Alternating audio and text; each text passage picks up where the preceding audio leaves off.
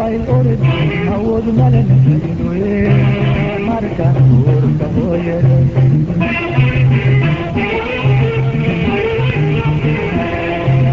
haddii ayan dabayl orod awood male nafaydoye markaan guurka hooyaday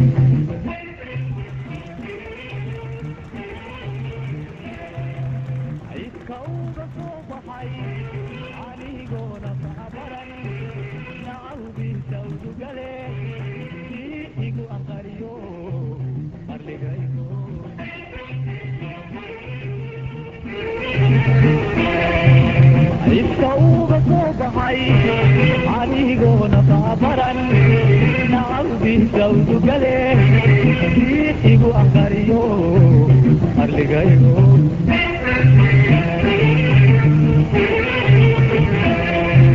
aynanku adeegoon cadowka ilaashoon aayahaaga taliyaan axdi kuugu maraya arligaygo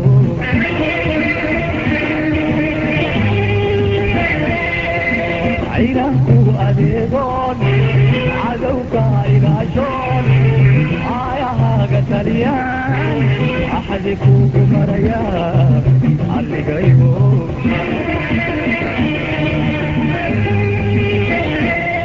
inkasaka ordeeka abaaldhace adoonsiga la jira sowgawda horta sowgawda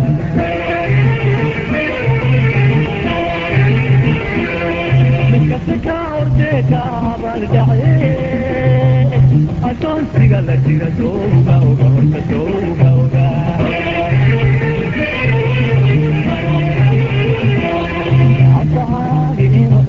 sowma oga biyaha kumaan baxay sowma oga amaah inaad ku leedahay sowma oga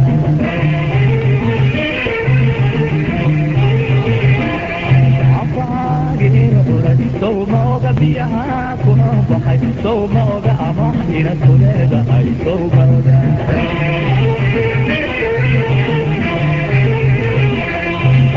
ablooga harinaad tahay sowma oga dhaxalawooga ina tahay sowma oga isagu inuu ku leeyahay sowma oga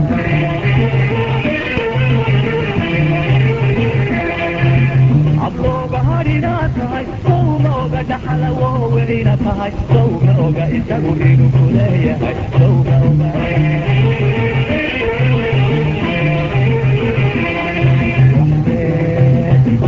samata arligaygo irbakaama ridi karo aqoon yare bulshadana kueedo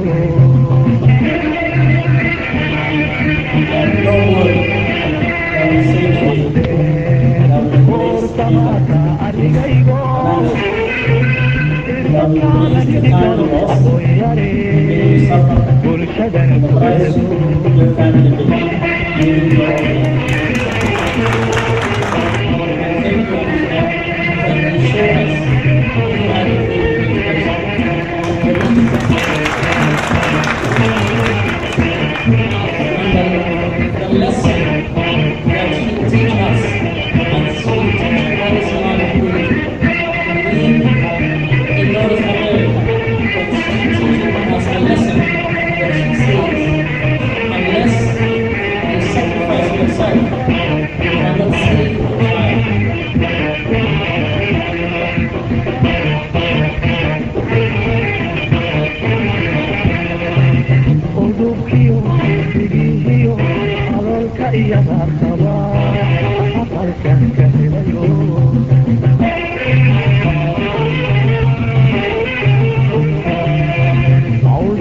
We would like to counsel these pirate kidnappers that it is not too late to do the right thing by abandoning their ransom demand and releasing the couple.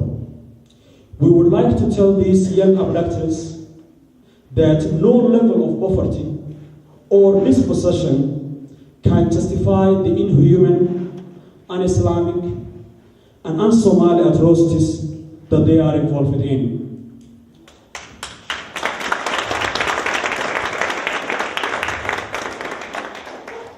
Just like national governments, the diaspora Somalis are still struggling to come up with a strategy to respond to these kidnappings and piracies. Responding to these kidnappings involves delicate balances. On one hand, we wanted to show our abhorrence of these actions. On the other hand, we do not want to take any action that may put the hostages in more danger. That was the situation with Amanda's kidnapping. We did not want to agitate the kidnappers, lest they panic and harm Amanda. We also thought that the Canadian government was working with the family to secure Amanda's release.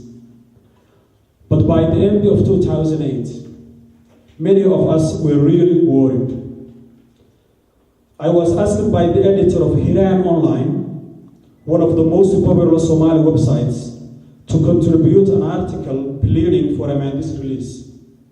But after consulting friends and experts on the abductions in Somalia, we ultimately decided that we might make things worse and motivate the kidnappers to up their demand.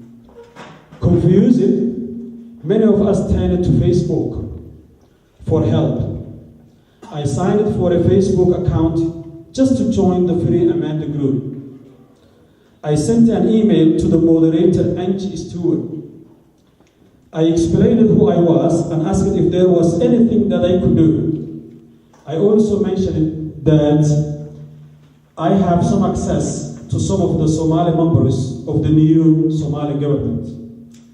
Angie Stewart told me that saying prayers for Amanda would be enough for the time being. But a group of us discreetly asked for help from the late Omar Hashi, the then Minister of Security for the new fledgling Somali government, which was installed on February 1, 2009. However, before he could do anything, he was assassinated by the insurgents. We asked the BBC Somali Service and the Voice of America Somali Service to urge their staff in Somalia to help in gathering information. We also gave interviews in English and Somali to urge governments to help free Amanda. But in the end, Amanda, by the time you were released, we were still clueless about your whereabouts. We were getting false and mixed information. Therefore, neither I nor any of my friends can claim any tangible contribution to your release. But our thoughts were always with you. All thanks goes to your parents, your close friends, and Canadian, Somali, and Australian government officials who helped in your release, and we remain in debt to them forever.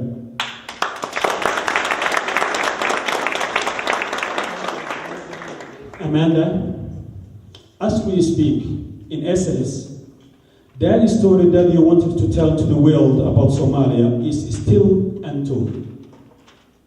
The hundreds of thousands of persons in those displaced people's camps are still there. Their situation has not improved at all. The fighting is still going in Mogadishu. Only the actors have changed a little. The fighting is still going, but instead of Islamists fighting Ethiopian and government forces, both the government and the opposition are now Islamists. The Islamist government of Sheikh Sharif Ahmed is preparing to launch a counterattack on the Al-Shabaab forces that were pushing government forces to the sea for some time. It is unlikely that any of these groups will get full control of the whole country. But what is for certain is that the humanitarian situation will further deteriorate. There will be more civilian displacements and deaths, and there will be food shortages. According to United Nations report, This month alone, 20,000 people were displaced by violence from their homes in Mogadishu. Contributing to the potential catastrophe is the fact that many of the international humanitarian agencies are either avoiding or were denied access to certain regions controlled by Al-Shabaab. Furthermore, the war on freedom of journalists is intensifying.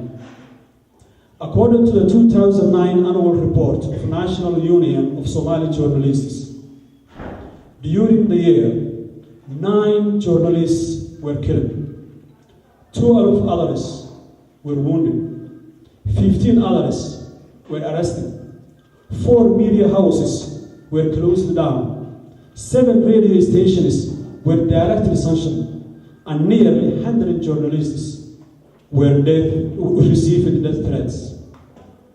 It wrote, as a result, several media houses have taken refuge in entertainment, steering clear of airing news and current affairs programming. Amanda, I'm sorry that I have to bombard you with all these bad news about the humanitarian situation in Somalia. We invite you here tonight to celebrate your release and return to us. But I have to also highlight how your humanitarian project in Somalia still needs the attention of brave journalists. Thank you and welcome back.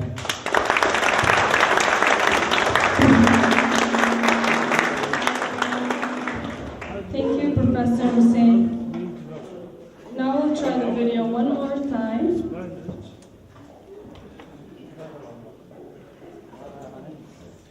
Can somebody please...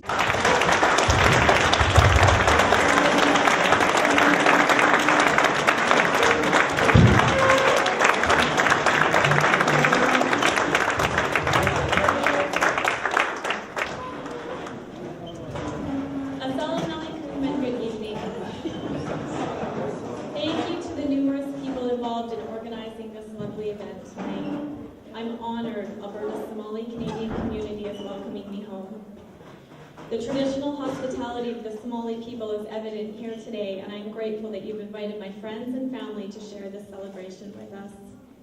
I'd like to introduce my father and mother, John Lintout and Lorinda Stewart.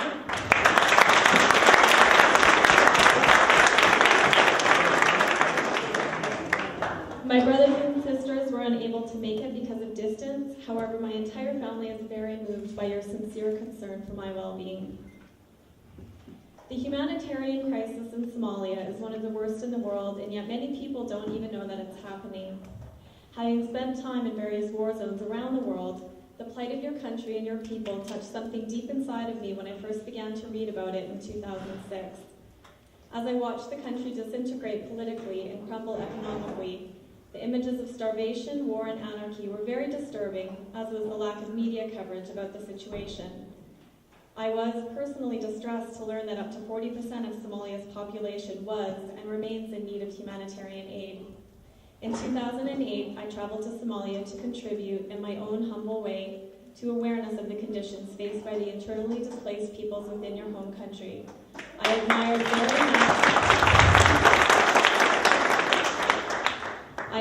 very much how the Somali people persevere despite the insurmountable hardships they face on a daily basis.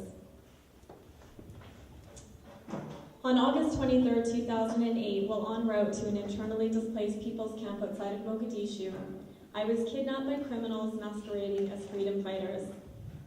It's very important for me to say that I do not see the men who kidnapped me as a reflection of Somali society as a whole.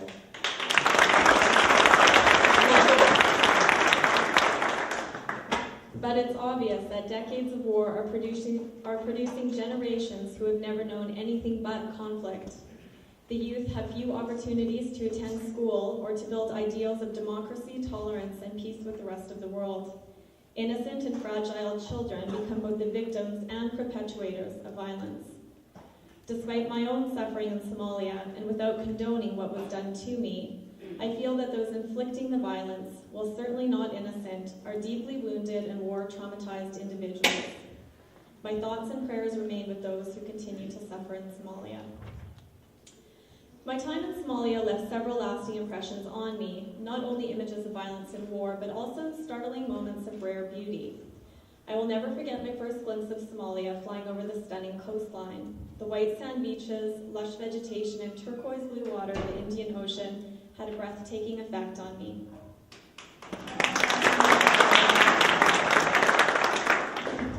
During my first days in Somalia, the sight of young barefoot children running throughout Mogadishu's war-torn streets was surprisingly heartwarming. Considering 1 out of 5 children in Somalia is acutely malnourished, I'm fascinated by their ability to transcend the overwhelming difficulties of their everyday lives through play, laughter, and imagination, as I saw when I spent an afternoon along Mogadishu's shoreline. The women of Somalia have also deeply affected me. I have experienced firsthand the almost unbelievable bravery of one of these ladies. While I was in captivity, a Somali woman risked her life in an attempt to save mine. Her courage is a stunning example of one human being's instinct to protect another. She did not know me, yet she called me her sister. And while she was ultimately not able to save me, she did touch my life in a profound way that I will never forget.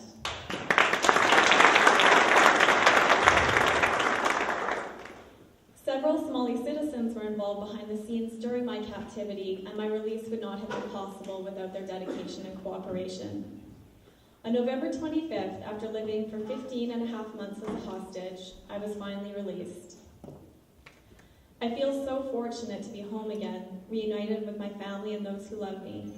I realized during my time in captivity that every day we have a chance to turn adversity into opportunity and to strengthen our spirit and live as a better person.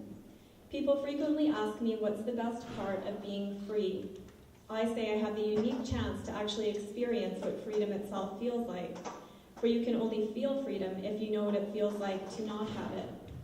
Simple things I once took for granted, like seeing the sky and feeling the sun on my face, are now treasured moments of joy. My wish for Somalia is to experience freedom, to become free from poverty, free from hunger, and free from the violence which imprisons its people. I hold a vision of peace for Somalia.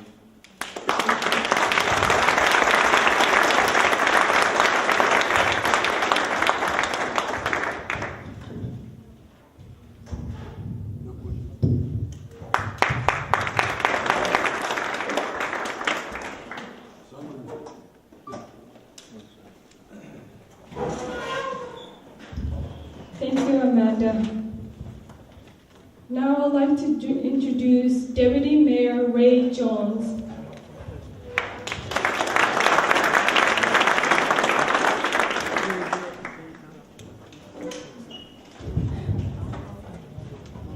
Thank you very much.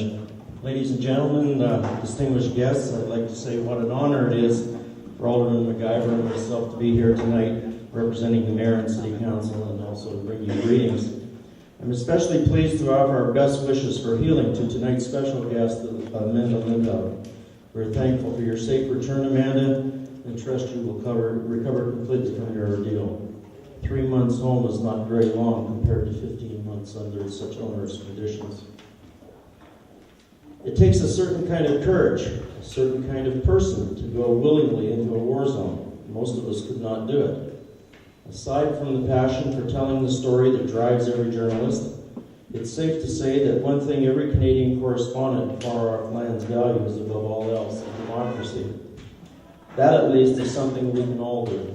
We can all value democracy and the rights and freedoms that it affords us. We can all be careful not ever to take those rights and freedom for granted in this safe and welcoming city, province, and country. We can all be constantly aware of the price of democracy, the vigilance required to guard it in a world inclined towards civil strife and international wars. I expect that every one of you here in this room can speak eloquently to the need for that vigilance, based on memories of what it's like not to live in a democracy. Certainly, the 3.2 Somalis out of a total population of under 10 million who have been displaced by civil strife and instability long for the rights and freedoms embodied in democracy. Displaced is such an inadequate word to describe their experiences in refugee camps, their lives uprooted and their families torn apart. We hold Amanda Lindhout and other journalists in great esteem for their courage in striving to tell the story of the refugees. And as Dr. Warsame says, their story still needs to be told, particularly of that of the women and children who are most vulnerable. As Ms. Abdoulaye said, it is explained to us. Somalia has had more than its share of struggles because of its position as a geographically strategic country, because of its enduring political unrest, because of other countries' shameful dumping of toxic waste on its shores, and because of the 2004 tsunami that devastated coastal villages.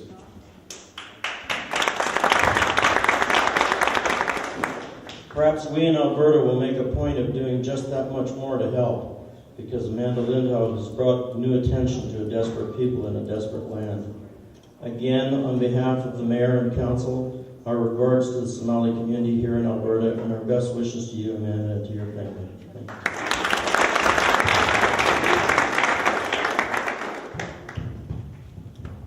Thank you. And now I'd like to introduce the Honorable Manmeet from MLA's Calgary Melrose.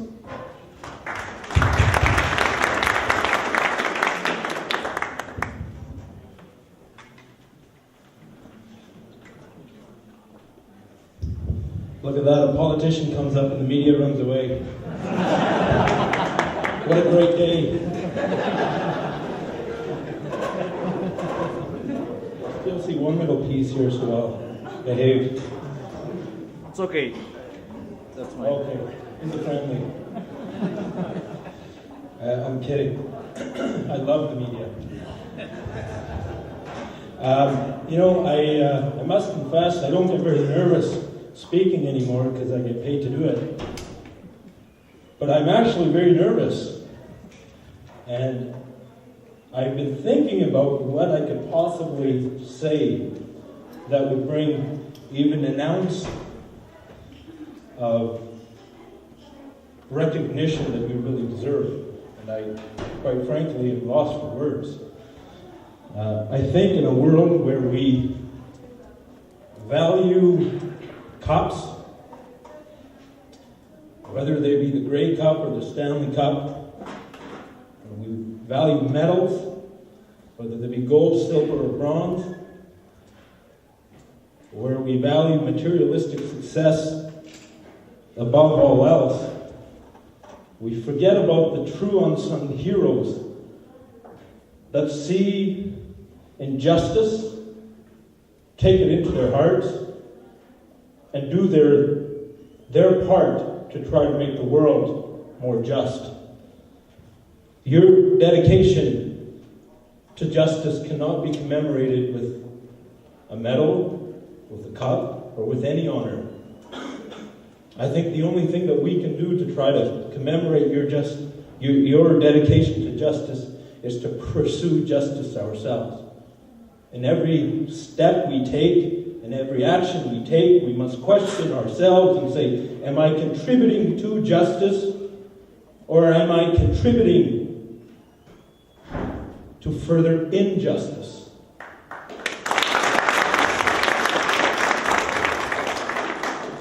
And that goes for Somalia, that goes for the Sudan, and that goes for Alberta, that goes for Calgary, that goes everywhere.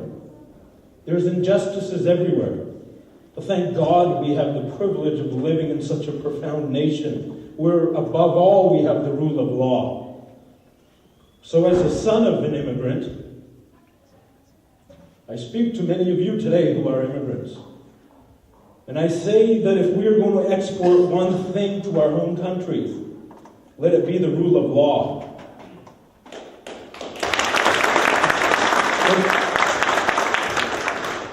If we are going to invest financially in our home countries, let's only do it through mechanisms that promote the rule of law.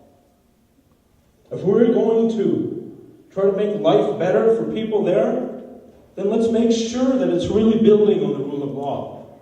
Now, why do I say this to my friends in the Somali community? Because I've seen people from my own community invest heavily in their home country. Yet, I haven't seen the rule of law flourish in that country. I've seen people drive nicer cars and have fancier malls and greater fast food outlets to eat at, and they deem that to be success. I deem that to be a distraction from the injustice that is truly there. So, Amanda, honestly, I think you are the greatest. I think you are so profound. I think your parents are just rock stars, for lack of a better word.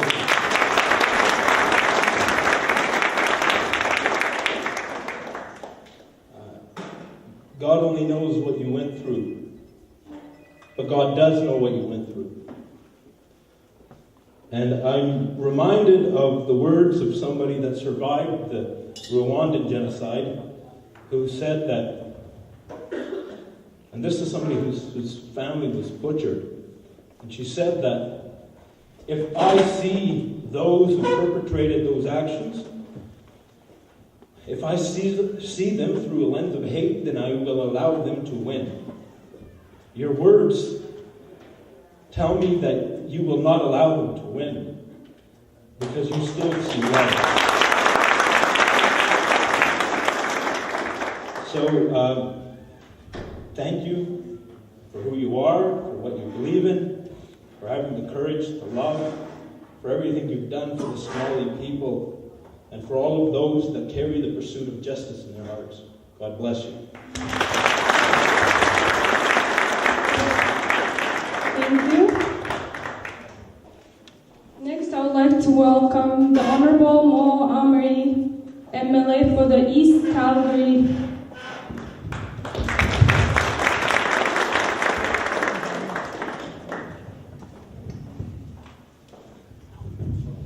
Thank you very, very much. My dear friend Manmeet is always a tough act to follow. Ladies and gentlemen, Assalamu alaikum wa rahmatullahi wa barakatuh. Amanda, I'm sure you heard that a lot in 15 months in Somalia. However, I want to congratulate you and congratulate your family on your release and coming home safely, not only to your parents, but to all of us. I know how hard it is to be away from your family, away from your father and mother. I know Manmeet is a son of an immigrant. I'm an immigrant myself.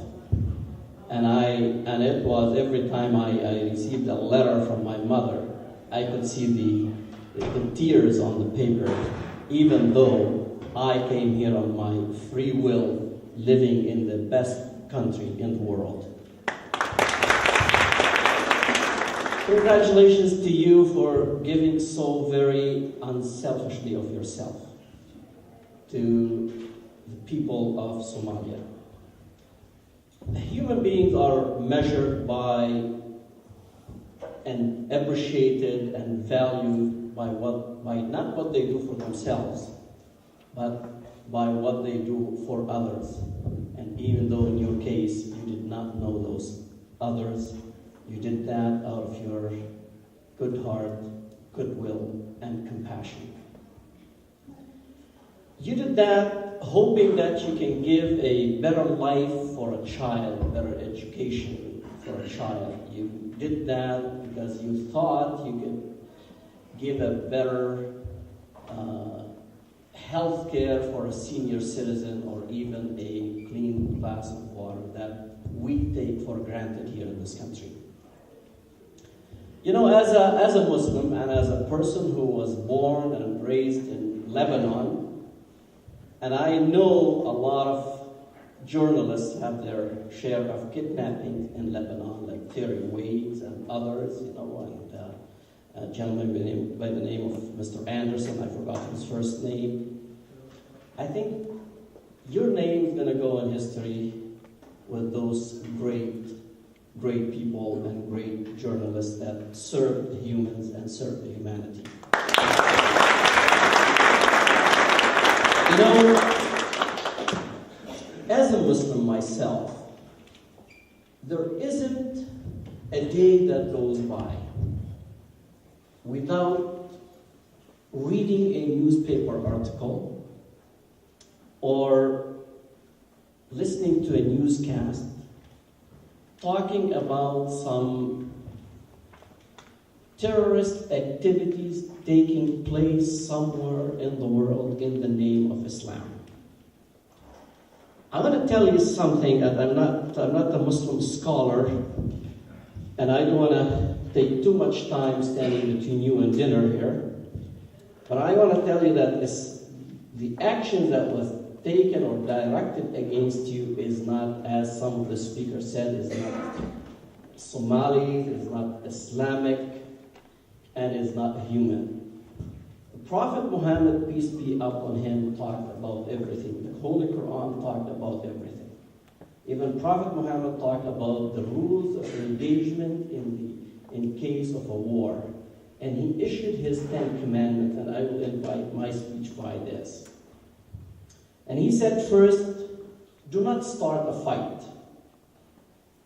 Only fight those people who fight you. Do not kill a woman. Do not kill a child. Do not kill an old man. Do not kill an animal. Do not cut a tree.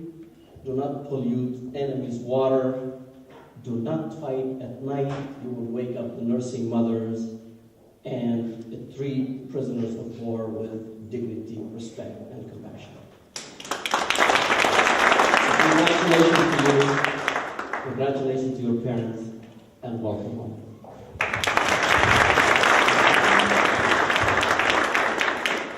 Thank you. Our next speaker is Mauricio Antonio, Executive Director with Ethnocultural Council of Calgary.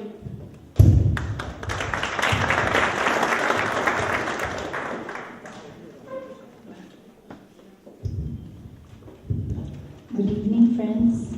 Good evening, distinguished guests, and good evening, Amanda, family, and friends. Noble deeds entail great sacrifice. This goes to Amanda, whom we are honoring tonight.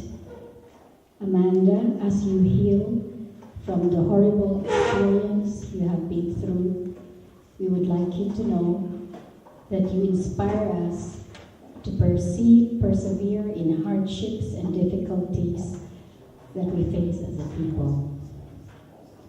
On behalf of the Ethnocultural Council of Calgary, I would also like to express my sincere appreciation to the Somali Canadian community who so generously organized this event.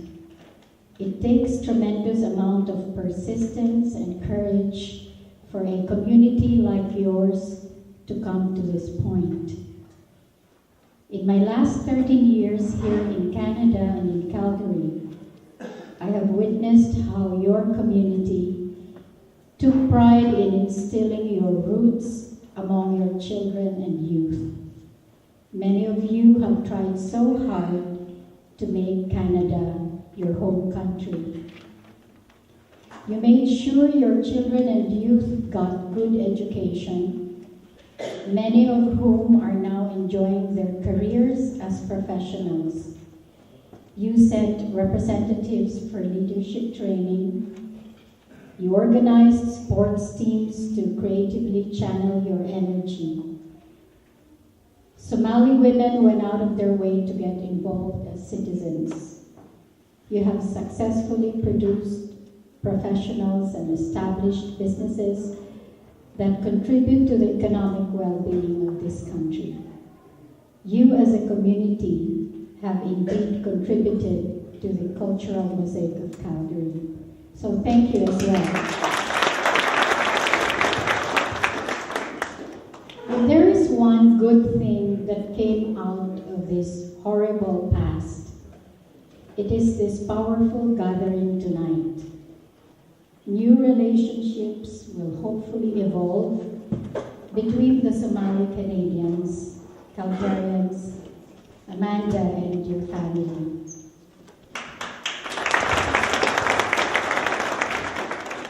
This is the time to heal and build new ties. Amanda, you have taught us that it always pays to hold on to hope. You are one symbol of our hope as a global community.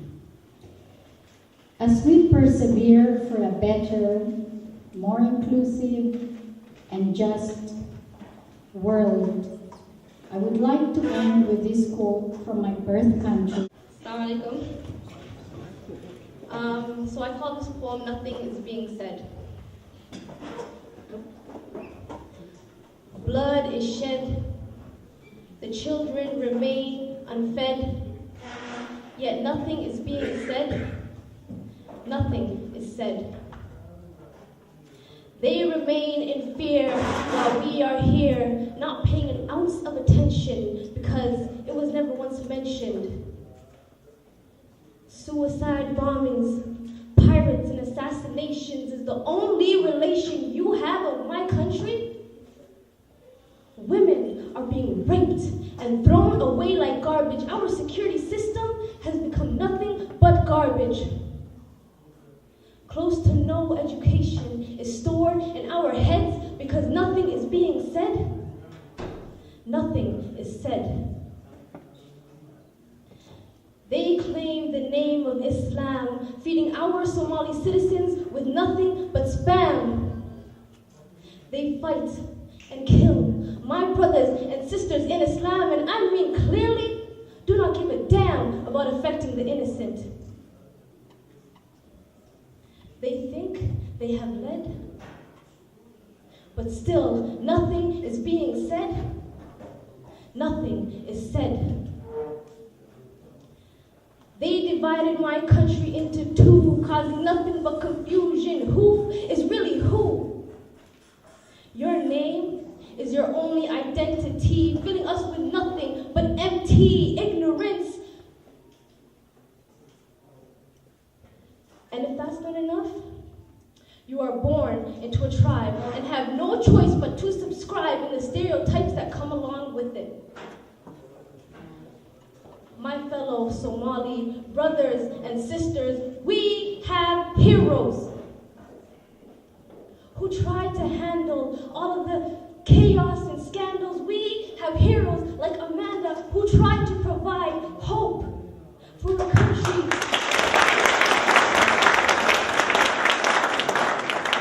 For a country whose hope has died. We have heroes who would do anything just to contribute to the darkness of our country with a shed of light. Heroes who refuse to give up without a fight. But we're here, lost and confused. But what is there to do when nothing is being said? Nothing is said. I pray for the day, maybe tomorrow, maybe even today, when somebody will stand up and say something. Thank you. Here, Somalia has been in the midst of war. Women and children are among the ones who suffer the most as in any other poverty-stricken country. A great deal of these women must wonder if anyone will ever hear their desperate cries for help. Even more, wonder if anyone cares enough about the fate of their children who are at risk for rape and do not get basic rights to shelter, food, and education. They might wonder if anyone would be brave enough to expose the forces beyond their reach that forced them to this life of hardship. That was until you, Amanda, came into the lives of these Somali women. You use your talent to try to assist those women who are not only constrained by the poverty and conflict, but also by their gender. Women who carry nations in their womb, and on their feet, who are the first to starve but the last to eat, who need the most but receive the least, women whom I could have, by a simple twist of fate, share these same misfortunes with. You won't be on space and race in effort to change their fate. You try to give them a face, a voice, while recognizing their struggle. Unfortunately, your effort to gain a social justice was met with destruction. The criminals who sustain the harsh reality for the Somali people, and women especially, try to destroy you as well. They impose a great deal of pain to you and your family, and we're deeply sorry.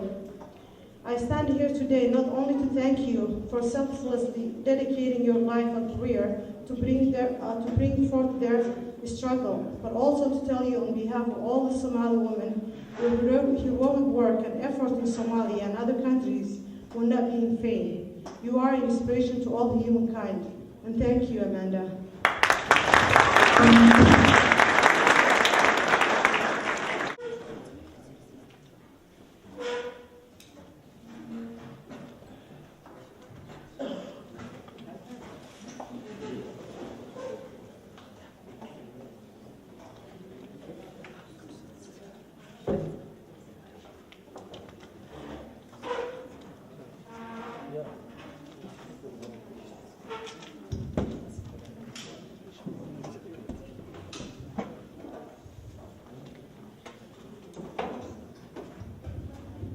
Good evening, everyone. My name is Fauzia, and I would like to present a small appreciation to Amanda tonight. And I have a small appreciation here, Amanda.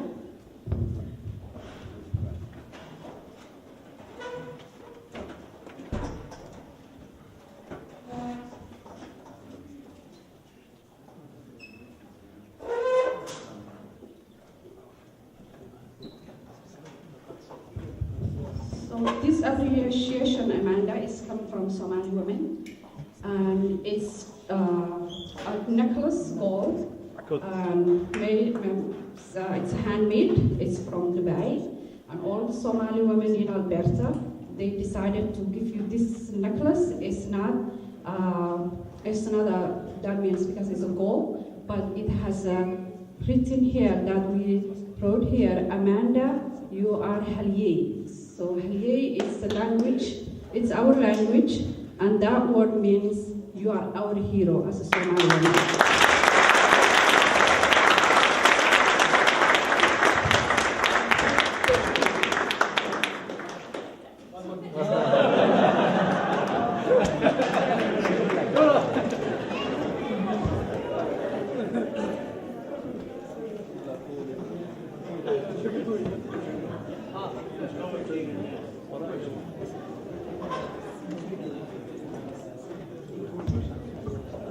And also, we like to present you another picture done, handmade by Somali artists, and it is the picture of Amanda. We are giving you this on behalf of the Somali community.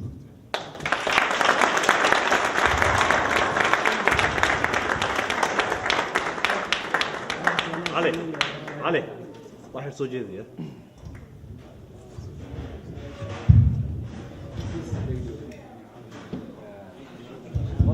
Thank you.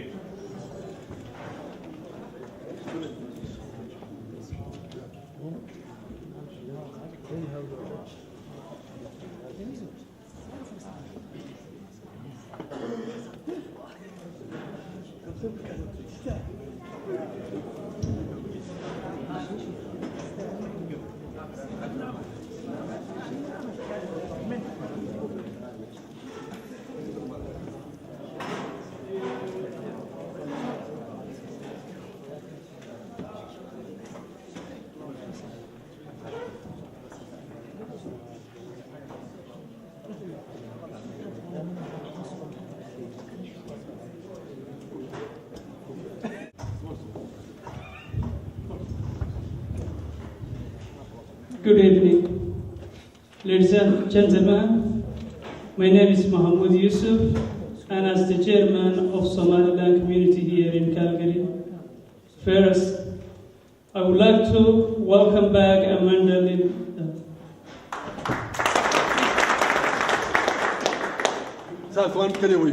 Dear Amanda, despite your ordeal, because of your strength and support of your family and friends, as well as other concerned citizens, and of course with the help of Almighty God, you are here today. For us as a community who hails from East Africa, namely from Democratic Republic of Somaliland, which is Somali's neighbor, not only was your captivity a big embarrassment for us, but it was also a sharp knife jam into our backs. More than any other community, we want you to come back home safe and sound, and you did.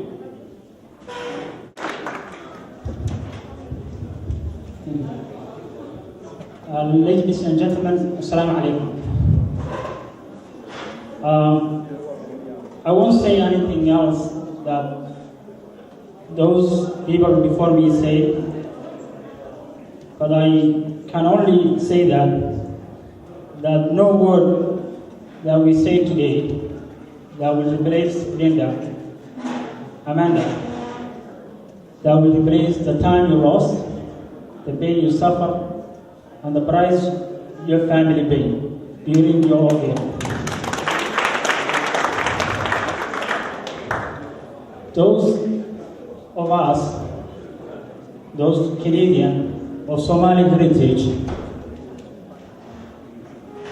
who are a member of it, have been frustrated by becoming helpless to do anything that will change the situation that you are in, or influence any way they can, whether politically or socially, to get you home. We've been trying.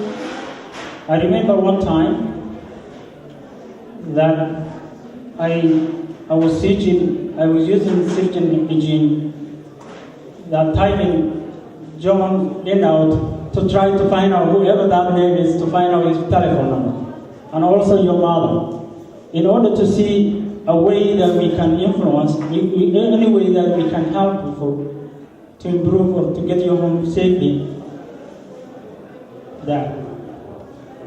But we were told that we may jeopardize your situation rather than improving it. So we want to share it with you, that we share it with your family, even though we cannot feel their shoes, but at the same time, Canadian or Somali heritage, as well as the Somalis everywhere, were thinking about you, and we never forget that. I and my colleague who traveled from Edmonton would like to have the same opportunity that you give Calgary, even though I thought Silver Lake was closer to Edmonton than Calgary. But I can understand that Professor Hussein Osame had have initiative. We were waiting till you have recovered. We wait for you to your time, and then wait till you come out. Then we can invite you. Still, I and my other friend in Calgary, in Edmonton, for the North Edmonton, North Alberta, will still extend your invitation to share with you the same thing that you share with Calgarian. Thank you.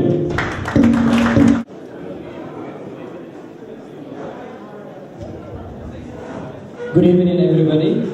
Assalamu alaikum wa rahmatullahi wa barakatuh.